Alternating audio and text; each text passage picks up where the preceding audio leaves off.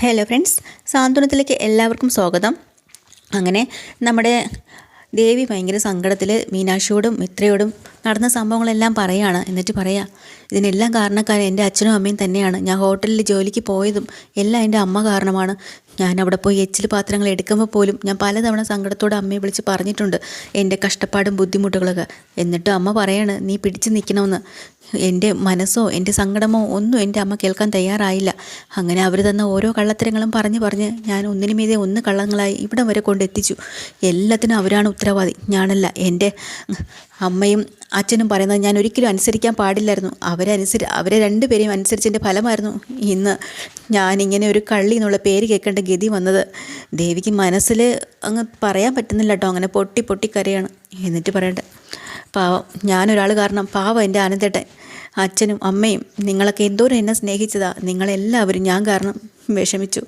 ഇനി ഞാൻ എങ്ങനെ ഇവിടെയൊക്കെ മുഖത്ത് നോക്കും എന്നും പറഞ്ഞിട്ട് സങ്കടപ്പെടുക. ഇതിനെല്ലാം കാരണക്കാരൻ വേറെ ആരുമല്ല, എൻ്റെ അമ്മയും അച്ഛനും ഒറ്റൊരുത്തനാണ്. അവരെന്തു പറഞ്ഞോ അതുപോലെ ഞാൻ അനുസരിച്ചു.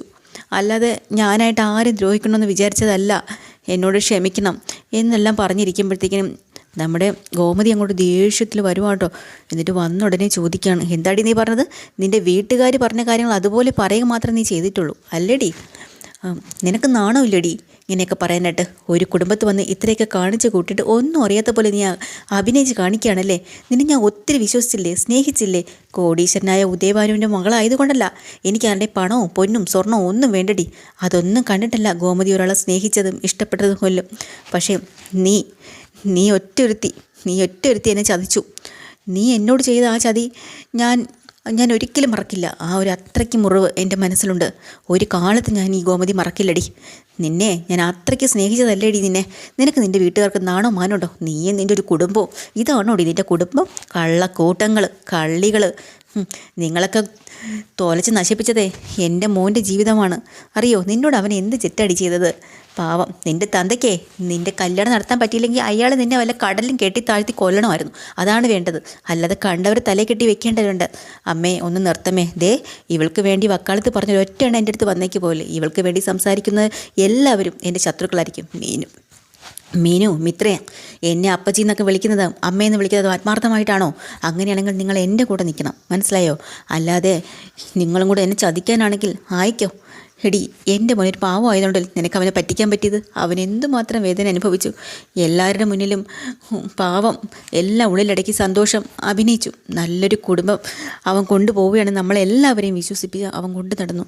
എന്നാലും അവൻ്റെ ഉള്ളിൽ അത്രമാത്രം വേദനയും കൊണ്ട് നടക്കുകയാണെന്ന് നമുക്കാർക്കും മനസ്സിലായില്ലല്ലോ. ദൈവമേ, നീ അത്രയ്ക്ക് ദുഷ്ടയാണ്. പക്ഷെ നിനക്കറിയാമായിരുന്നു ഇതെല്ലാം. എന്നിട്ട് നീ എന്താ ചെയ്തത്? നീ ഇവിടെ സുഖിച്ചങ്ങോട്ട് കഴിയായിരുന്നു അല്ലേടി എന്ന് പറഞ്ഞോട്ട് ദേവിയുടെ മുടിക്ക് അങ്ങോട്ട് കുത്തി പിടിക്കാട്ടോ. അപ്പച്ചി വിടപ്പച്ചി വിടാനാ പറഞ്ഞത്. കേൾക്കണ്ടേ? ഇറുക്കി പിടിച്ചിട്ട് അങ്ങോട്ട് ചോദിക്കുന്നു, പറയടി സത്യം പറയടി എന്ന് പറഞ്ഞ് കുത്തി പിടിക്കുന്നുണ്ട് കേട്ടോ. എങ്ങനെയെങ്കിലും മീനാക്ഷിയും മിത്രയും കൂടെ ഗോമതിയെ പിടിച്ച് മാറ്റുകയാണ് കേട്ടോ. അപ്പച്ചി ഒന്ന് മിണ്ടാതിരിക്കും. എടി ഇത്രയൊക്കെ ചെയ്ത് വെച്ചിട്ട് നീ കരയാണടി. ആരെ കാണിക്കാൻ വേണ്ടിയിട്ടടി നീ ഇങ്ങനെ കള്ളക്കച്ചിൽ? ബാലേട്ടൻ പറയുന്നതിനപ്പുറം അവനില്ലായിരുന്നു. അത്രയ്ക്ക് സ്നേഹമാണ് അവനവൻ്റെ അച്ഛനോട്, അറിയാമോ? ബാലേട്ടൻ കാണിച്ചു കൊടുത്ത പെണ്ണ് പഠിപ്പോ കുടുംബമോ ഒന്നും അന്വേഷിക്കാതെ നിൻ്റെ കഴുത്തിൽ താലി കെട്ടിയവനാ എൻ്റെ പൊന്നുമോൻ. ആ പാവത്തിന് ചതിക്കാൻ നിനക്ക് എങ്ങനെയടി മനസ്സ് വന്നത്? ഒരാൾക്കും ഒരു ദ്രോഹവും ചെയ്യാത്തവനാ എൻ്റെ മോൻ. അവൻ്റെ ജീവിതം നീയൊക്കെ കൂടി ഇങ്ങനെ നശിപ്പിച്ച് കളഞ്ഞല്ലോടി ദുഷ്ടേ. എങ്ങനെ തോന്നിയടി നിനക്ക്? എന്നിട്ട് ഗോമതി കരഞ്ചിലൊക്കെ മാറ്റിയിട്ട് കണ്ണൊക്കെ തുടച്ചിട്ട് പറയണ്ട, ഈ നിൽക്കുന്ന മീനുവിനെയും മിത്രയും സ്നേഹിക്കുന്നതിനേക്കാളും കൂടുതൽ സ്നേഹിച്ചത് നിന്നെയാണ്. ആ എന്നെ ചതിക്കാൻ നിനക്ക് എങ്ങനെയാണ് ഈ മനസ്സ് വന്നത്? ജോലിക്ക് പോവുകയാണെന്ന് അവൾ IT കമ്പനിയിൽ. എന്നിട്ട് നിന്നെപ്പറ്റി പറയുമ്പോഴേ എൻ്റെ ബാലേട്ടന് 100 നാവായിരുന്നു. അറിയോ നിനക്ക്? കാണുന്നവരോട് എല്ലാവരോടും പറഞ്ഞുകൊണ്ട് നടക്കുന്ന എന്തായിരുന്നു? എൻ്റെ ദേവിമോളെ പോലെ ആവണമെന്ന്. കണ്ടു പഠിക്കണം എൻ്റെ മരുമകളെ. അങ്ങനെയായിരുന്നു നിന്നെ കൊണ്ട് നടന്നത്. നീ ഏതോ ഹോട്ടലിൽ ജോലിക്ക് പോയില്ലേ? പോയിരുന്ന സമയത്ത് ആ ഹോട്ടലിൽ വെച്ച് നീ എച്ചിൽ പാത്രങ്ങൾ എടുക്കുന്നതും ജോലി ചെയ്യുന്നതും ആരെങ്കിലും ബാലേട്ടൻ്റെ പരിചയത്തിലുള്ള ഒരു കണ്ണിൽ പെട്ടിരുന്നെങ്കിൽ, ബാലേട്ടനോട് പറഞ്ഞിരുന്നെങ്കിൽ ഈ ബാലേട്ടൻ നാണം കെടുവില്ലായിരുന്നു. അവരൊക്കെ ചോദിക്കുന്ന എന്താവും? കോടീശ്വരനായ മകൻ ഒരാളുടെ മകളെ കെട്ടിക്കൊണ്ട് വന്നിട്ട് അവളെ ഹോട്ടൽ ജോലിക്ക് പറഞ്ഞു വിട്ടു എന്ന് പറഞ്ഞ് ബാലേട്ടനെ കുറ്റപ്പെടുത്തില്ലായിരുന്നോ? അതുവരെ നീ കൊണ്ടെത്തിച്ചില്ലോടി. ഞാനാണെങ്കിൽ നിനക്ക് വേണ്ടി ഇവിടെ ഊണും ഉറക്കവുമില്ല കാത്തിരുന്നിട്ടുണ്ട്. ചോറും കെട്ടി തന്നിട്ടുണ്ട്. ഒരു നേരം നിന്നെ കണ്ടില്ലെങ്കിൽ എനിക്ക് സങ്കടമാണ്. ആ എന്നെ നീ ചതിച്ചല്ലോടി നീ, അല്ലേ? എന്നിട്ട് നീ തിരിച്ച് വരുന്നത് പറഞ്ഞാൽ സമാധാനം ഇല്ലാതെ ഇവിടെ ഇരുന്നു. എന്നിട്ട് നീ എല്ലാവരും ചതിച്ചു. അപ്പോൾ ഉടനെ എന്നിട്ട് പാവം പിടിച്ച ധർമ്മൻ, ആ ധർമ്മൻ 25,000 രൂപ മോഷ്ടിച്ചെന്നും പറഞ്ഞ് ഇവിടുന്ന് ഇറങ്ങി പോവേണ്ടി വന്നു. ആ പാവം എന്ത് തെറ്റ് ചെയ്തിട്ടാ ദൈവമേ അവനെ കള്ളനാക്കിയിട്ട്. നിൻ്റെ അച്ഛനാണല്ലേടി ഇത് മോഷ്ടിച്ചത്, നിനക്കിത് അറിയായിരുന്നു, എന്നിട്ട് പോലും നീ മിണ്ടാതെ നിന്നല്ലേ. എന്നിട്ട് നീയും കൂടെ ചേർന്ന് തന്നെയാണ് എൻ്റെ ധർമ്മൻ ഇവിടുന്ന് പറഞ്ഞയച്ചത്. അപ്പോൾ ദേവി പറയാം, അമ്മേ ഒരിക്കലും ഞാൻ അറിഞ്ഞിട്ടില്ല അമ്മേ, ഞാൻ അങ്ങനെ ചെയ്തിട്ടില്ല, ഞാൻ അറിഞ്ഞിട്ടില്ല ഇങ്ങനൊരു സംഭവം നടന്ന്. കള്ളം പറയരുത് നീ, ഇനി നിന്നെ ആര് വിശ്വസിക്കാൻ? അല്ലെങ്കിൽ ഞാനൊരു പൊട്ടത്തി, എനിക്ക് വിദ്യാഭ്യാസമില്ല, വലിയ ബുദ്ധിയോ വിവേകമോ ഒന്നുമില്ല, പക്ഷേ എനിക്ക് സ്നേഹിക്കാൻ അറിയാം. എല്ലാവരും കണ്ണുടച്ച് ജീവനെ പോലെ ഞാൻ സ്നേഹിച്ചിട്ടേ ഉള്ളൂ. കള്ളമില്ലാതെ ആത്മാർത്ഥമായിട്ട് എനിക്ക് സ്നേഹിക്കാൻ അറിയുള്ളൂ. ഒന്നും പ്രതീക്ഷിക്കാതെ, ഒരു വഴക്കം കൂടാതെ സ്നേഹിക്കാൻ വേണ്ടി മാത്രം ഞാൻ ആളുകളെ സ്നേഹിക്കുന്നത്, ഒരു പ്രതിഫലവും ഇല്ലാതെ. ആ എന്നെയാണ് നീ ചതിച്ചത് അല്ലേടി. നിന്നെ ഞാൻ വെറുതെ വിടില്ലടി, നീ നോക്കിക്കോ. എൻ്റെ മരണം വരെ നിന്നോട് എനിക്ക് ക്ഷമിക്കില്ല. നീയും നിൻ്റെ കുടുംബവും ഒരിക്കലും നന്നാവില്ലല്ലേ, ഗുണം പിടിക്കില്ലടി എന്ന് പറഞ്ഞ് ശാപിച്ചങ്ങ് വിടുവാട്ടോ. ദേവിയാണെങ്കിൽ 2 കയ്യിലും ചെവിയിലും കായി ഇങ്ങനെ വെച്ചിട്ട്, അയ്യോ എനിക്കിത് കേൾക്കണ്ടായേ, അത്ര ശാപവാക്കുകളാണ് ഗോമതി പറയുന്ന കേട്ടോ. ഗോമതിയെ തെറ്റ് പറയാനാവില്ല, ഗോമതിയുടെ മനസ്സ് തകർന്നു പോയി. അത്രമാത്രം സ്നേഹിച്ചില്ലേ. എടി, നീ വലിയ പഠിപ്പുകാരിയെന്ന് അറിഞ്ഞിട്ടല്ലേ ബാലേട്ടൻ ആ ഒരു സ്കൂളിൽ ജോലി വാങ്ങിത്തന്നത്. നിൻ്റെയൊക്കെ ചതികൾ അന്നേ അറിഞ്ഞെങ്കിൽ എൻ്റെ ബാലേട്ടൻ്റെ അവസ്ഥ ഒന്ന് ആലോചിച്ച് നോക്ക്. നിൻ്റെ തന്തയും പോലെ മറ്റുള്ളവരെ ചതിച്ചും പറ്റിച്ചും അല്ല എൻ്റെ ബാലേട്ടൻ ജീവിക്കുന്നത്, സത്യസന്ധമായിട്ട് ജീവിക്കുന്ന ഒരാളാണ്.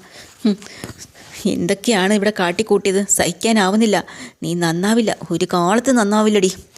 നാളെ നേരം വെളുത്തോട്ടെ, അപ്പോഴാണ് നിനക്കുള്ളത് ഞാൻ വെച്ചിട്ടുള്ളത് എന്നും പറഞ്ഞ് വീണ്ടും കുറേ അടിയൊക്കെ കൊടുക്കുന്നുണ്ട് കേട്ടോ ദേവിക്ക്.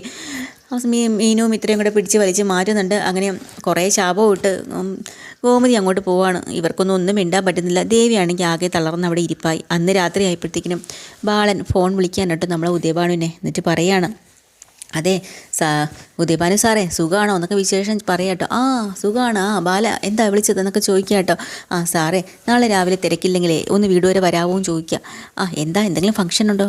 ചെറിയൊരു ഫംഗ്ഷൻ ഉണ്ട്, സർപ്രൈസാണ്, നാളെ വരണം. വരാം. ശരി, വലിയ ആഘോഷമാണോ ബാല? അതെ, ചെറിയൊരു ആഘോഷമാണ്, ചിലപ്പോൾ വലുതും ആവും. എന്തായാലും നാളെ രാവിലെ തന്നെ ഉദയഭാനു സാർ ഒന്ന് ഇങ്ങോട്ട് വരണം. ശരി, സർപ്രൈസ് ആണെങ്കിൽ അന്നേരം കാര്യം പറഞ്ഞാൽ മതിയല്ലോ അല്ലേ? അതെ എന്നും പറഞ്ഞ് ഫോണും വയ്ക്കുക കേട്ടോ. ഉദയഭാനു ഭയങ്കര സന്തോഷത്തിലാണ്, നാളെ അങ്ങോട്ട് ചെല്ലാമല്ലോ എന്ന് പറഞ്ഞു. അപ്പോൾ ഗോമതി ഭയങ്കര ടെൻഷനിലും വിഷമത്തിലും അവിടെ ഇരിക്കുകയാണ്. അന്നേരം നമ്മുടെ ബാലിനടുത്ത് നിന്നിട്ട് പറയുന്നുണ്ട്, ഗോമതി, എൻ്റെ ആര്യനിൽ നിന്നും ആകാശിൽ നിന്നും ഞാൻ ആഗ്രഹിച്ചതുപോലെ ഒരു വിവാഹ ജീവിതമൊന്നും ഞാൻ നല്ലപോലെ കല്യാണം നടത്തി വിടണമെന്ന് വിചാരിച്ച് നടന്നില്ല. അവരവരുടെ ഇഷ്ടത്തിന് ഓരോന്നും ചെയ്തു. ആനന്ദിനെങ്കിലും അത് നല്ലതാവട്ടെ എന്നും പറഞ്ഞാണ് ഈ ഒരു ബന്ധം വന്നപ്പോൾ ഞാൻ കണ്ണുമടച്ച് വിശ്വസിച്ചത്. എല്ലാവരും എന്നെപ്പോലെയാണെന്ന് ഞാനങ്ങ് വിശ്വസിച്ചു. ആരെയും പറ്റിക്കുകയും വഞ്ചിക്കുകയൊന്നും ചെയ്യുമെന്ന് വിചാരിച്ചില്ല. പക്ഷേ അല്ലാതെ ഞാനായിട്ട് മനഃപൂർവ്വം അവനെ കുഴിയിൽ കൊണ്ട് ചാടിച്ചതല്ല. ഞാൻ അവനൊരു സമ്മാനം കൊടുത്തായിരുന്നു, നല്ലൊരു ബന്ധം. പുറം പൂച്ച് കണ്ട് ഞാനങ്ങ് വിശ്വസിച്ചു. ഗോമതി, നീ എല്ലാവരും നമ്മളെപ്പോലെ സത്യം പറയാനാണെന്ന് ഞാനും അങ്ങ് വിശ്വസിച്ചു. പക്ഷേ ദേവിക്കെങ്കിലും എന്നോട് തുറന്നു പറയായിരുന്നു. അവളും ഒന്നും പറഞ്ഞില്ല, അവളും മറച്ചു വെച്ചു. പക്ഷേ എന്ത് ചെയ്യാൻ പറ്റും എനിക്ക്? എടോ ഗോമതി താൻ എന്നെ ശപിക്കുമായിരിക്കും അല്ലേ? ഗോമതി താൻ എന്നെ ശപിക്കരുത് എന്നും പറഞ്ഞ് ഗോമതിയെ കുറേ വിളിക്കുന്നുണ്ട്. ഗോമതി എവിടെ? ഗോമതി വല്ലാത്തൊരു ആലോചനയിൽ ഇങ്ങനെ ഇരിക്കുകയാണ്. അങ്ങനെ അടുത്തേക്ക് ചെന്നിട്ട് ഗോമതി എന്ന് വിളിക്കുമ്പോഴാണ് ഗോമതി ഞെട്ടിത്തിരിഞ്ഞ് നോക്കണം. എന്താ ബാലേട്ടാ? സാരയില്ല ബാലേട്ടനെ ഞാൻ ഒരിക്കലും കുറ്റപ്പെടുത്തില്ല. പക്ഷെ അവൾക്ക് ഞാൻ ഒരിക്കലും മാപ്പ് കൊടുക്കില്ല. എൻ്റെ പാവം ആനന്ദിനെ ഇത്ര നാൾ തീ തീറ്റിപ്പിച്ചില്ലേ, പേരും കള്ളി. നാളെ നേരം വെളുത്തോട്ടെ, ഞാൻ തീരുമാനിച്ച് വച്ചിട്ടുണ്ട്. ബാലേട്ടാ, എന്ത് ചെയ്യണം ബാലേട്ടാ? നമ്മുടെ ജീവിതം എന്താ ഇങ്ങനെ ആയിപ്പോയത്? ബാലനൊന്നും മിണ്ടാതെ വല്ലാത്തൊരു ധർമ്മസങ്കടത്തിൽ തന്നെയാണ് കേട്ടോ. അപ്പോൾ ഗോമതി ചെന്ന് കിടന്നിട്ട് ദേവി ആദ്യമായിട്ട് വീട്ടിൽ കൊണ്ടുവരുന്നതും അരത്തമൊഴിഞ്ഞ് കയറുന്നതൊക്കെ ഗോമതി ആലോചിച്ച് കണ്ണ് നിറഞ്ഞ് കരയണുണ്ടോ. അതുപോലെ മീനാക്ഷിയും ആലോചിക്കാൻ, ഏട്ടത്തി ഗർഭിണിയായിരുന്ന സമയത്ത് ആഹാരമൊക്കെ വാരി കൊടുത്തതും. ഇതിനിടയ്ക്ക് ആനന്ദ് അടിക്കാനായിട്ട് ഒരു ദിവസം ദേവിയെ കയ്യോങ്ങൊക്കെ ചെയ്യുന്ന സമയത്ത് മീനാക്ഷി പോയി തടയുകയൊക്കെ ചെയ്തിട്ടുണ്ടായിരുന്നു. അതൊക്കെ മീനാക്ഷി ഓർത്തെടുക്കാമായിരുന്നു കേട്ടോ. മീനാക്ഷിക്കാണെങ്കിൽ ഭയങ്കരമായിട്ട് സങ്കടമായിപ്പോയി. അങ്ങനെ മീനാക്ഷി ഡൈനിങ് ടേബിളിൽ വന്ന് ഓരോന്ന് ഓർത്ത് കരഞ്ഞുകൊണ്ടൊക്കെ കിടക്കണം കേട്ടോ. അതൊക്കെയാണ് ഇന്നത്തെ എപ്പിസോഡിൽ. ഡീറ്റെയിൽഡ് എപ്പിസോഡ് വീണ്ടും വരാം. ചാനൽ ഇഷ്ടമായി ലൈക്ക് ചെയ്യുക, സബ്സ്ക്രൈബ് ചെയ്യുക. താങ്ക്